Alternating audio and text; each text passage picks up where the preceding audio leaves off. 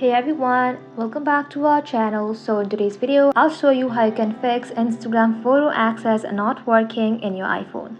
So let's get started by opening the settings application in your mobile device. Inside here, scroll below and then simply tap on privacy and security. Inside here, scroll below and then tap on photos. Inside photos, scroll below again and then tap on Instagram and make sure full access is selected. If the full access is grayed out, head back to your settings again. And then you want to go ahead and simply tap on screen time. Inside here, scroll below again, tap on content and privacy. And then scroll below again, then tap on photos. Inside photos, make sure allow changes is selected. And once done, scroll below again, tap on Instagram and then tap on full access.